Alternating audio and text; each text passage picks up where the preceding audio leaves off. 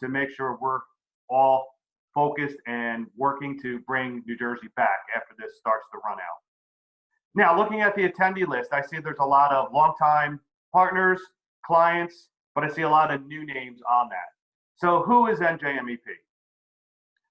We are a one-stop shop for all your business needs. We are a non-profit organization that improves the profitability and competitiveness of businesses in New Jersey.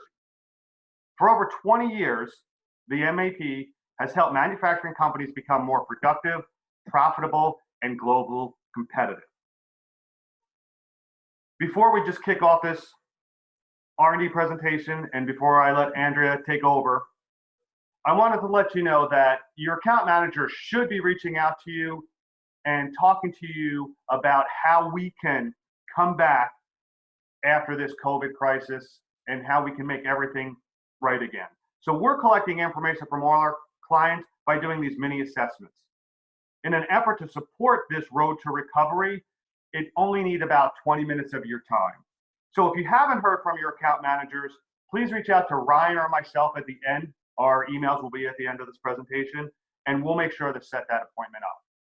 With that said, Andrea, I turn it over to you to start our presentation. Hi, thank you, Ryan and Rob, and thanks for having us on this webinar. I think many of you will find this webinar helpful as it ties into some of the initiatives that you may already be working with NJMEP on, mostly related to increasing efficiency and stimulating business. So let's get started here. So our president first did his first R&D credit study in 1981, which is the year that this credit first was enacted. So I think it's safe to say that we've been doing the credit the longest, and we're kind of an interesting firm in that we call ourselves multidisciplinary because we are a mix of engineers as well as CPAs and enrolled agents, and so we have that technical mixed with tax here to be able to meet the need for this tax credit. And then we also write for CCH and Thomson Reuters, which are both tax publications, on how this credit works. A little bit about the credit itself. The credit is centered around activities for new and improved products and processes, including software. It's a dollar-for-dollar tax credit, so that's most ideal in the tax world as opposed to a deduction. So when we talk through this R&D credit, it's going to be dollar-for-dollar credit off of your taxes owed. We have 3 years that we can go back and claim credits, and we can also carry the credit forward for up to 20 years. In addition to the federal credit, we also have a New Jersey credit available for C Corps, and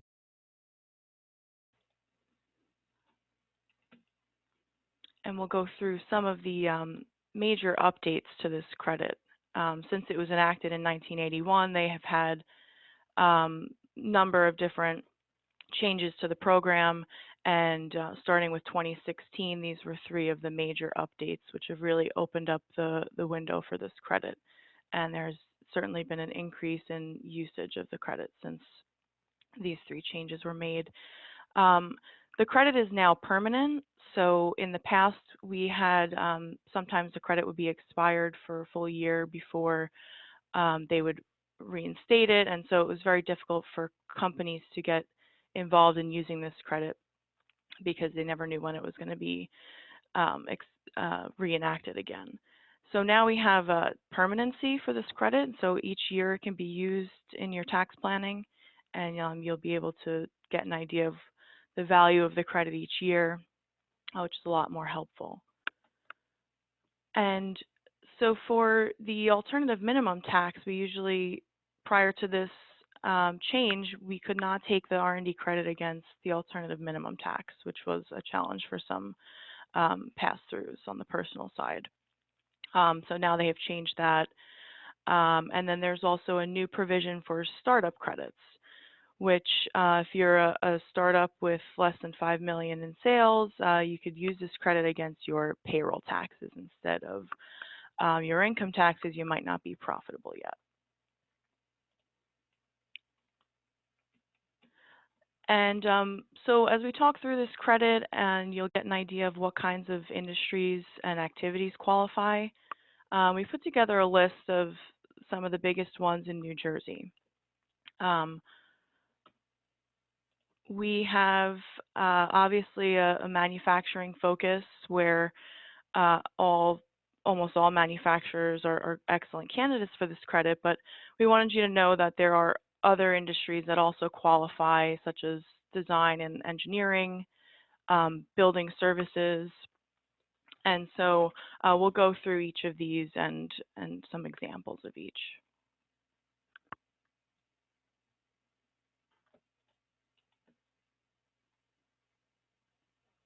And so the credit itself, anytime we talk about each of your companies and what they might be doing, we always tie back to this 4-part test. This is what the IRS has said needs to happen to qualify for the credit. So the first is that it's something new or improved to your business, whether it be a new product, a process, a method of doing something that you may have been doing for 20 years, but you're changing the method that you do that. The second is that it's technical in nature, so that it ties back to some sort of hard science, industrial engineering, structural engineering, biology. So we'll talk through the tie-ins there for each industry. And then the last two are kind of similar, and they go hand in hand for each business. So that there's some sort of uncertainty when you start a project, you're going to improve a process, and you're uncertain about the way to do that, and so you'd experiment with a couple different options.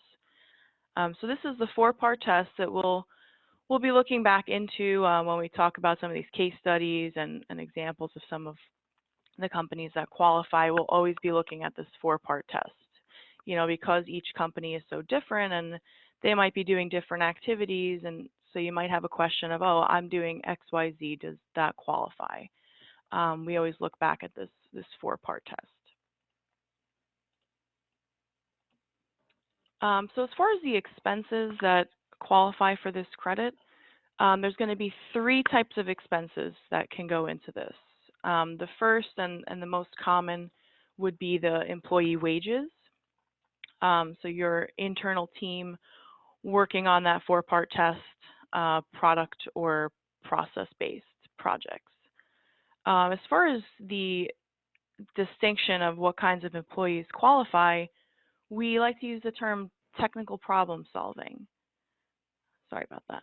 Technical problem solving, because we realize that there might be certain job titles that don't necessarily meet what the person is actually doing.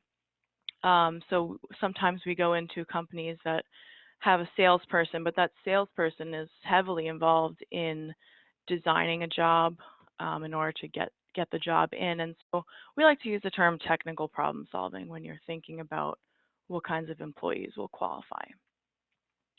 The second expense here would be supplies, and that would be any raw materials that the company is using in the development process. So if you were a food company, it might be your test batches. If you're a manufacturer, it might be all the prototypes that you create until you have decided on the last prototype, the final, and then that will go into production. So that might mean different things for different companies, but at the end of the day, it has to be a raw material consumed in the process. And then the last item is any contractors or consultants that you might have used for the development process, and we'll talk about the value there, but we can take a portion of that towards the credit.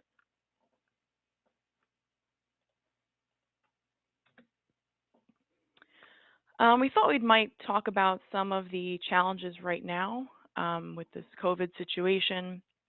We're seeing that a lot of clients have had to pivot and we are encouraging them to make note of their activities right now, because this can qualify for next year's R&D credit when you make process changes or changes to your business, where you might have been serving one industry and now you've had to pivot to a different industry. We can give you a couple examples here of things that we've heard from our clients so far. One NJMEP food client who does a lot of prepared meals for schools and convention centers and airlines, which are obviously closed during this time. They've had to make a pivot to healthcare, and that might mean different changes for their process or the actual types of meals that they would be providing. And so, that change would qualify for this credit.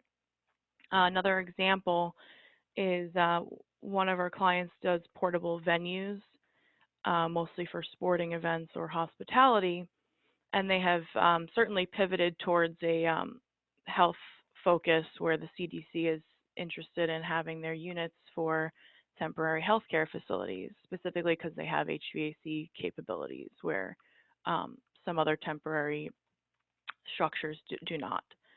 So these are some examples of the pivot, and we're also seeing clients utilize the prior and current year credits right now so that they could get some additional tax savings during this difficult time.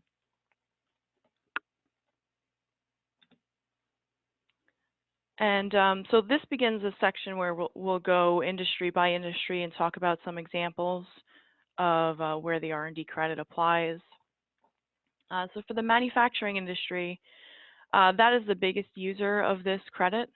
By far, they are using this credit the most because there is usually product and process that are present here. New Jersey specifically has over 11,000 manufacturing companies, and so almost all should be looking into this credit because it can help support your activities that you're already doing. The key items here that we see in manufacturing are going to be new or improved product, where you would design and prototype a new product that you would offer.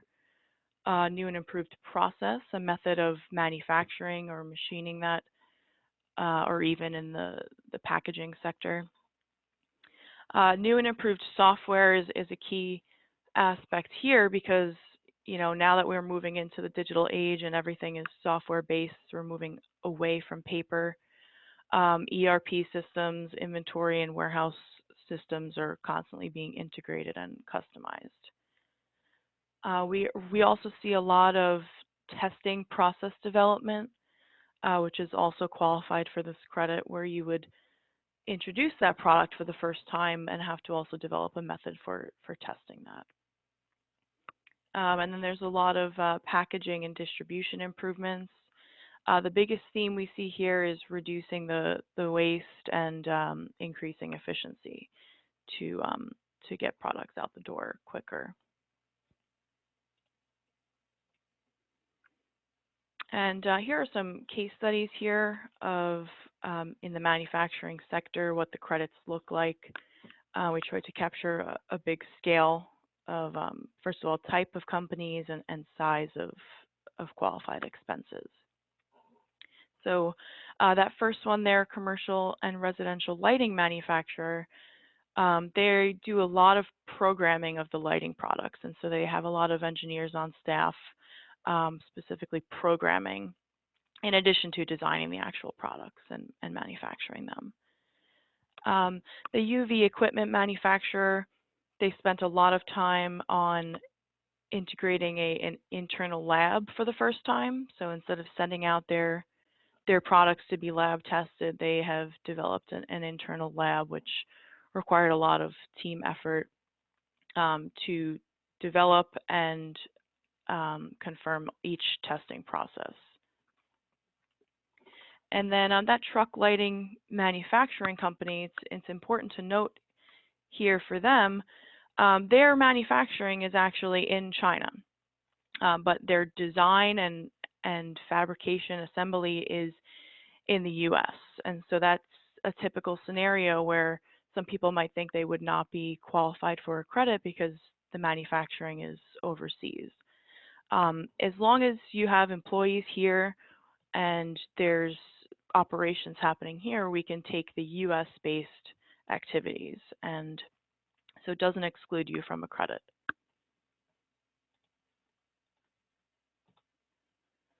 And moving to the food and beverage industry, we're seeing that this is significantly increasing in usage of the credit.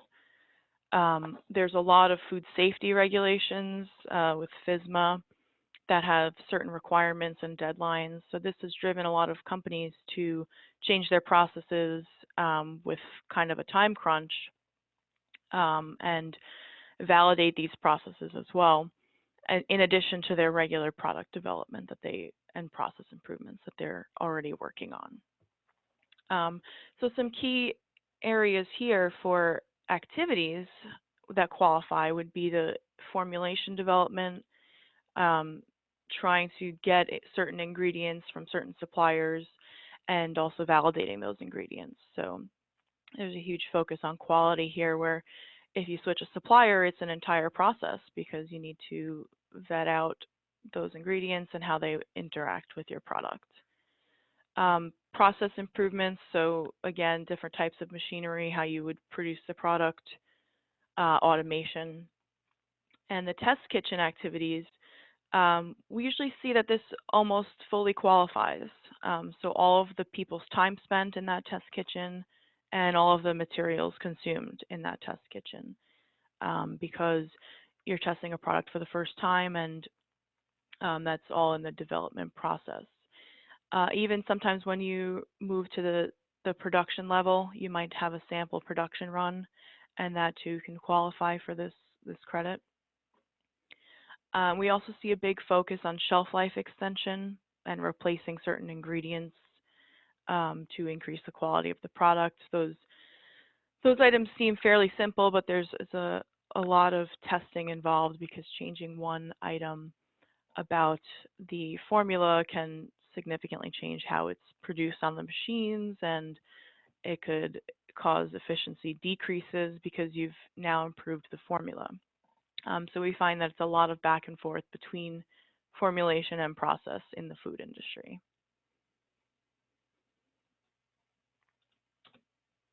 And some case studies here for the food sector. So that first one, prepared foods manufacturing, they are performing a lot of different test batches, and their segment is almost contract food development, where they are developing specific food lines for hotels and schools, and a lot of these test batches are at cost to them. And this follows trend with a lot of what we're seeing, especially in the New York City area, where there might be hotels that don't have full kitchens. There's a lot of companies that are providing food products under the name of these hotels and specific to each of these locations. So the development could be fairly significant when you have a chain of the same hotel, but each location has a different offering that you've had to develop product for. For that sports nutrition manufacturer, they have a heavy focus on formulation. In the sports nutrition area, they are trying to get as much protein and other key ingredients as they can into a formula, and that might be a challenge when you could only fit a certain amount in there before it becomes unworkable in the machines. So they have a heavy focus on formulation. And for that candy distribution, it's very process oriented. Their credit was mainly on machine automation. So automating their current processes, removing the manual touch points, and increasing the overall efficiency was what drove their credit.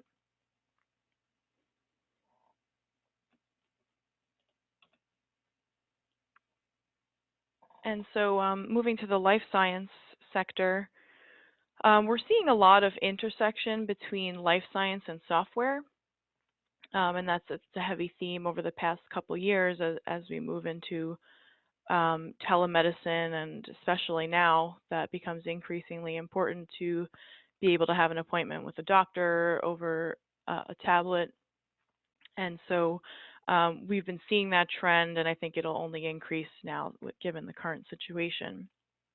New Jersey has a vibrant life science sector, and this might mean formulations or process improvements, but we're also seeing a lot of integration of testing equipment and testing procedures to be able to validate these formulas and move it to the next stage of development. There's a lot of development of testing procedures. In this area, we also see a lot of contractors qualify for the credit because there's a lot of contract research organizations and contract manufacturing organizations that life science companies utilize to move their process along.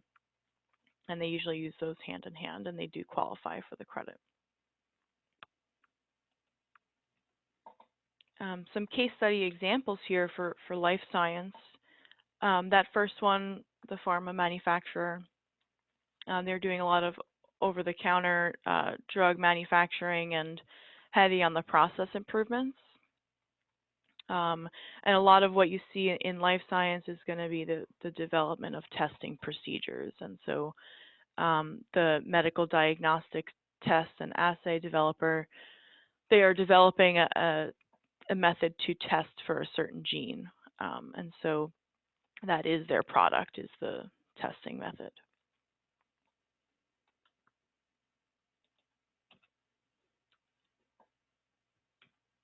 And so for the transportation, distribution, and logistics, which is a growing sector, especially with the increase in e-commerce, there's been a lot of software investments in this industry. And we have a couple tax court cases, specifically the FedEx case, for internal use software, which really opens up the opportunities here when you have a tax court case that you can easily define what is and isn't eligible for this R&D credit for internal use software.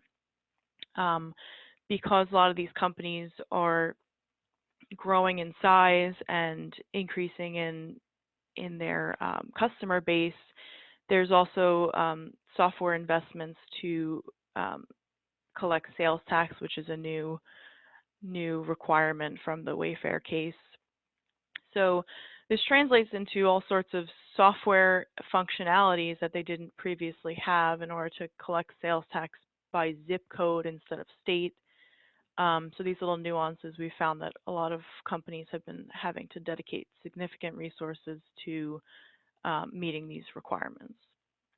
And you can also see just the growth of the TLD industry by XPO Logistics spend.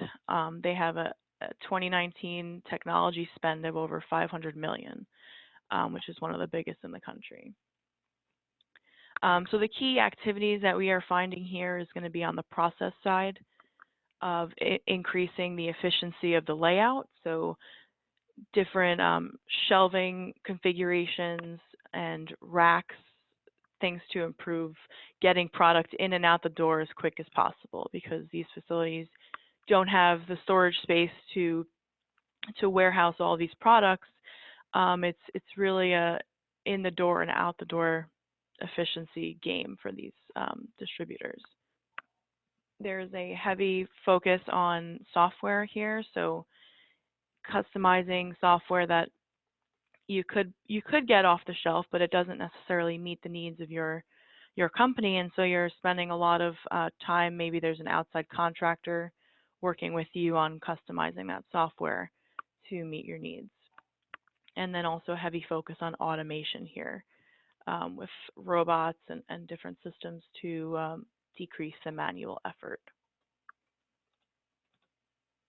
And some case studies here.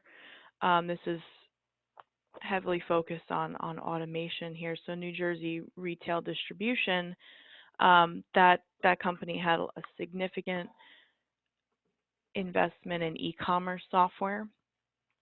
which also comes with a segment of cybersecurity. And that was most of their spend was their internal employees and also contract labor to develop the software. And that last one there, the e-commerce distribution, they have a significant spend on internal use software, and it includes shipping software. They had a lot of problems with their outside service that they were using, so they had a heavy development on shipping software, fully from the ground up internal development. Also an ERP and inventory management softwares as well for them.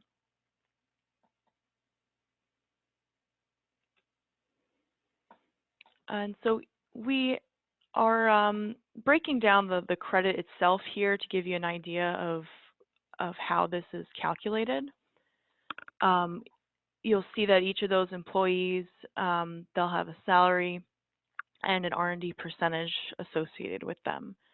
So this is the most typical way to calculate the credit is based on an interview method, where we'd be speaking to the individuals and talking about their activities for the year, developing a percentage around that. If there is project tracking software, which sometimes does exist, we can use that to develop the percentage.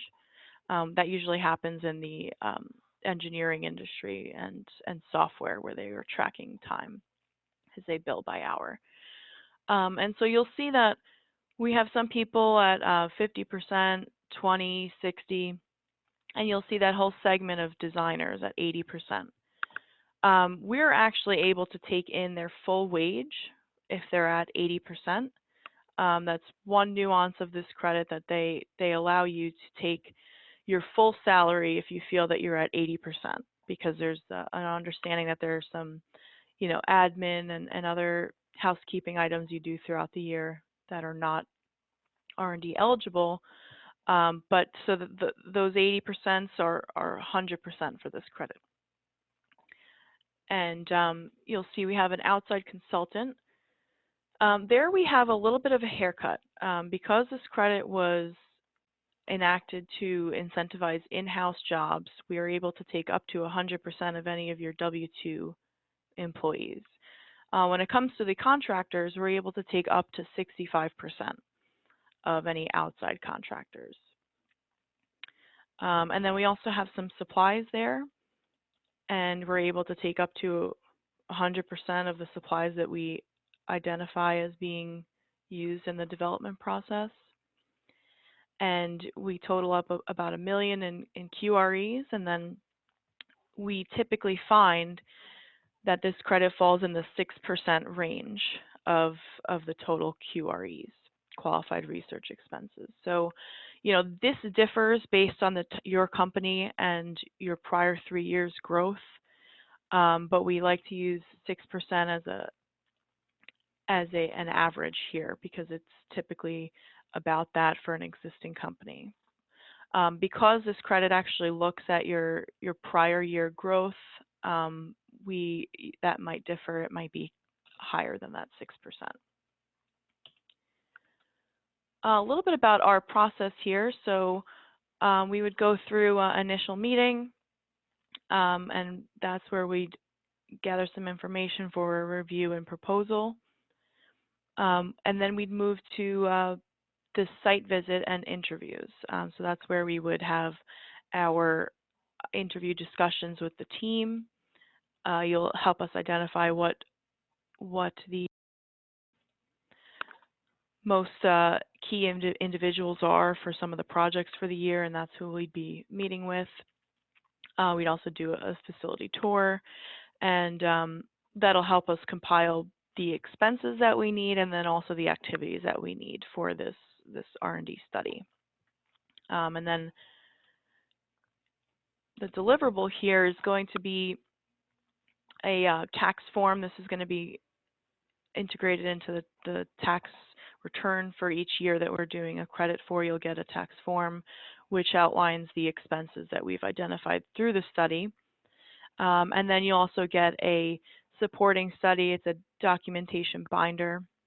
It's usually about 100 pages, and that's going to be the support between the tax form that you you put in the return and the eligible activities that we're identifying. So that's going to say that this company has met the 4-part test for each of these projects that we've pulled into this study.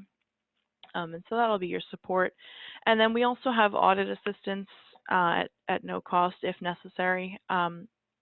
So, that's included as part of our fee to answer any questions that the IRS might have. But basically, that study is designed to be your support for this credit. And so it's designed to answer any questions the IRS might have, as opposed to answering those later, a couple of years from now, if there is an IRS inquiry, having to think back to what number was tied into that tax form is a difficult situation. So we're going to be developing this documentation contemporaneous with each year that we're doing a credit so that it's there.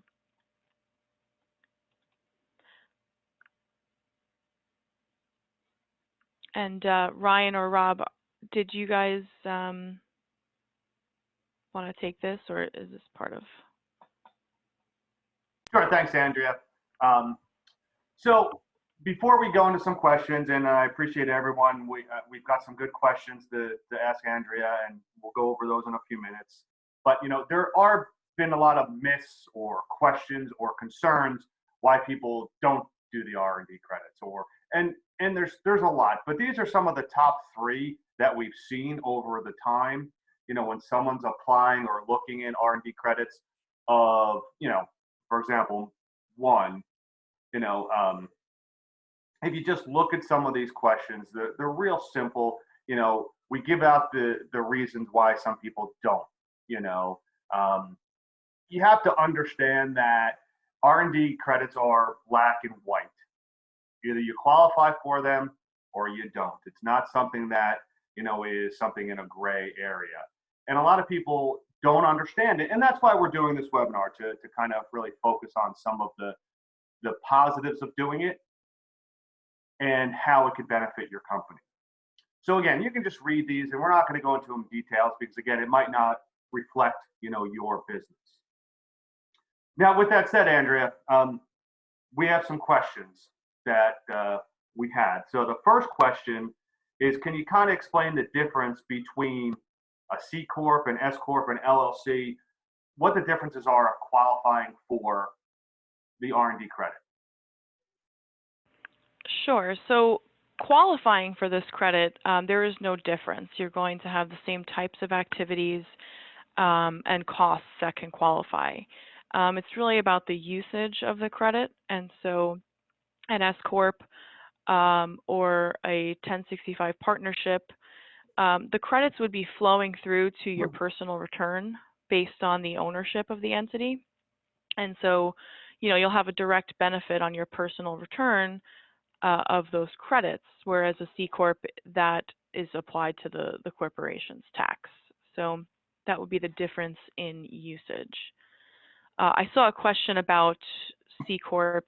That was only for the New Jersey credit. And so R&D, the federal level of this credit is not limited just to C Corps. To answer, I think that was Angela's question. So that would just be the New Jersey, which they actually have recently opened that up to apply to S Corps, but only at the corporation's tax level. So they still don't let it flow through to your personal return. Great, thank you. So a couple questions about IT projects. So, performing IT, updating services within the company. Can you kind of briefly touch about, doing IT projects? Sure. And so this would be mostly driven by your internal employee or employees and an outside contractor. That's the typical scenario that we find. And what's going to happen there is you'll have a project, whether it be to develop a piece of software, customize that software. We'll be able to pull in the employee's time that was spent, and then the contractor. Any contractor that you're going to hire would need to be on an hourly basis, which we typically find is the scenario for IT and software projects. So you'll want to make sure that the pricing of that that work is on an hourly or daily rate. Great, and that kind of leads into another question that someone had about how do you document the, the hours, the breakdown of, the time spent so you can qualify their wages. Yeah, and so again, whenever there is project tracking, we always like to use that, but we find that it's usually limited because these companies, their reasoning for tracking their hours might be different from our purposes of the R&D credit. So we're almost always using that as a guideline if you had it, but we're usually doing the interview method where we're talking to each employee about the time spent, their activities throughout the course of the week, month, year, and then we develop a percentage of time that was spent on eligible activities. Now, if someone's not able or doesn't have the ability or the system or the functionality to track that, obviously that's where you can come in and help and kind of break down the scenarios, correct?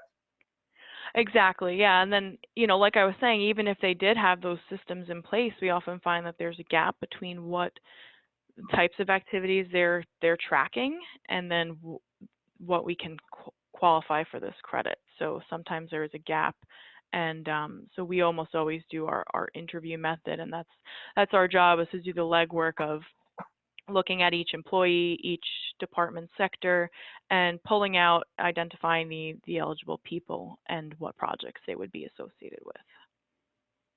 Thank you. Another question, when is the time frame where they can use it as a payroll credit? So I know there's been a couple questions about that, the timing. If you can kind of give a little bit of information about that, that'd be great too. Sure. And so this is going to be for companies that are less than 5 years old and under 5 million in sales. You can use, it has to be a current tax return, so we can't go back 3 years like we can with the federal credit. So it would have to be a current tax return, and then you would apply, let's say 2019, your return is on extension. You would file this credit with your federal return, and then you can start using it against the payroll, the quarterly payroll return, beginning with the next quarter after you file the federal return. So the timing would be federal return first, and then you can start applying it slowly towards each quarter. We typically find that due to the credit size, you usually have to spread it out so it carries over from quarter to quarter until you fully monetize the credit. Okay, I have one more question that's come up a little bit, and if there's anyone else that has a question, please enter it on the chat. Can you just go back to the slide and review the 4-part test again?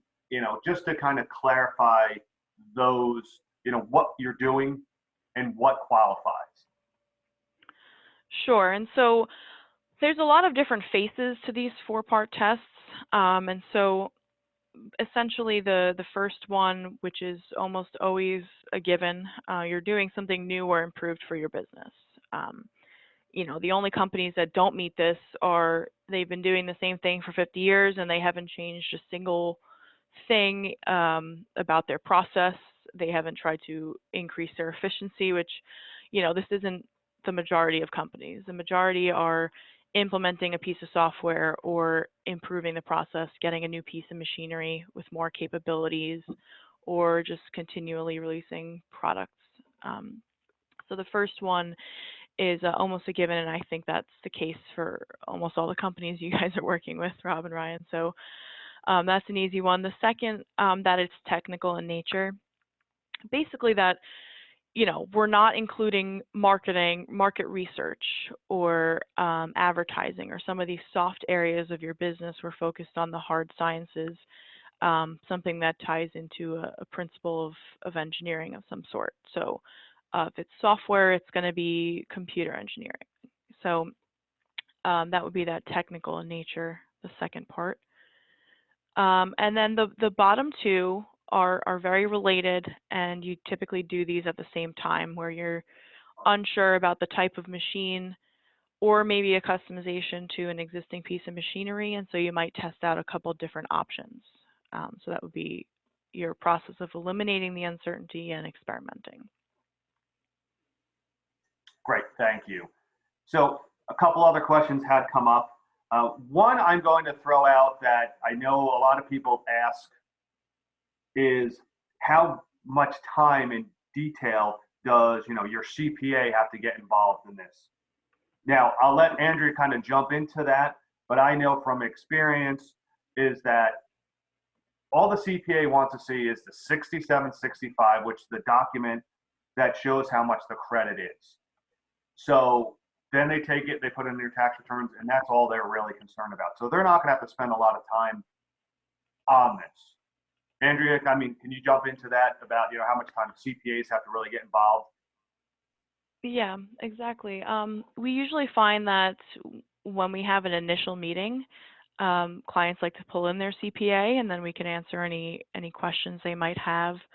And that's usually the best way to go about this. This way we don't have a bunch of questions at the end, or your CPA, sometimes the client didn't let them know they were doing the study, and then there's all these questions. But usually they're mostly concerned about that tax form, because that's what's going to be entered into the return, and then they might browse that supporting study to see what kinds of people went into the credit.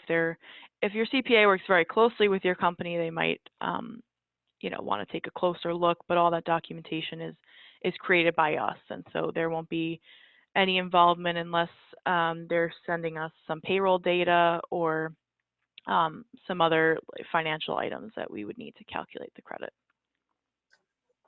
So obviously this is a big question, and everyone's going to ask this, and I'm surprised we didn't address it earlier in the midst. So applying for an R&D credit is going to open me up for an additional audit. You and I know that's not true, but can you kind of, just discuss that side of the business?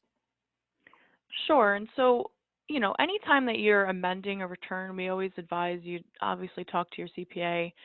An amended return does have some scrutiny to it, and so it might not be R&D credit specific, but just the fact that you're amending a return and claiming a refund.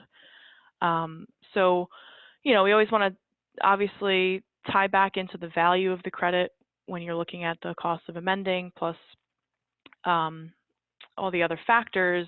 Does it outweigh the value of the credit that you'd get for that year? And on a current return, we're not seeing any increase in audit for the R&D credit itself. So, there might be some other items going on in the return where they might pull in the R&D credit as part of an audit, but we're not seeing that item trigger an audit.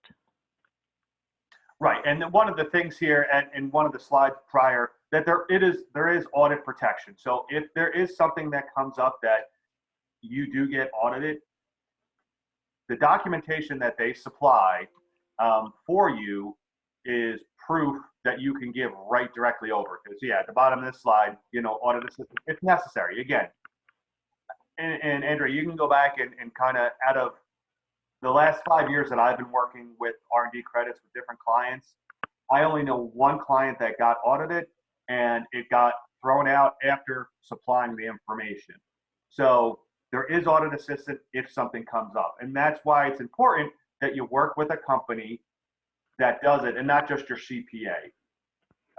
Yeah, I think, Ryan, that's an excellent point, because, a lot of companies, and we've actually done audit support for companies who haven't used our services because there was just a tax form put into a tax return.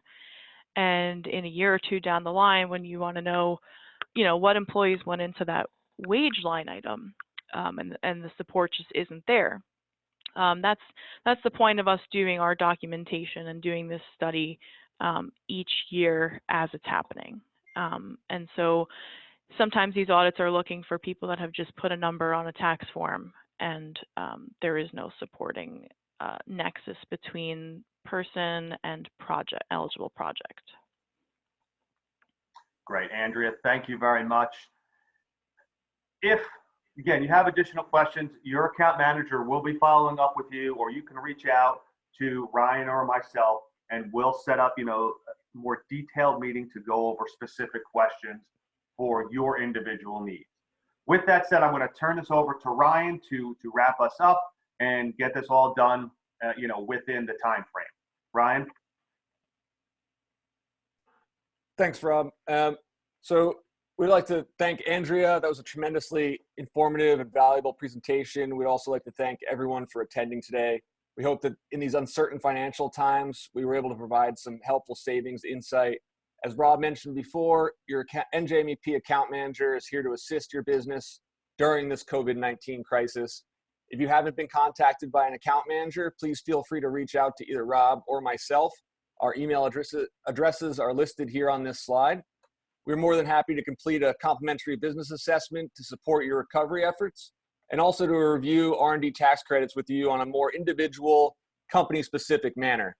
That will wrap things up for today. Please continue to be well and stay safe. Take care, everyone.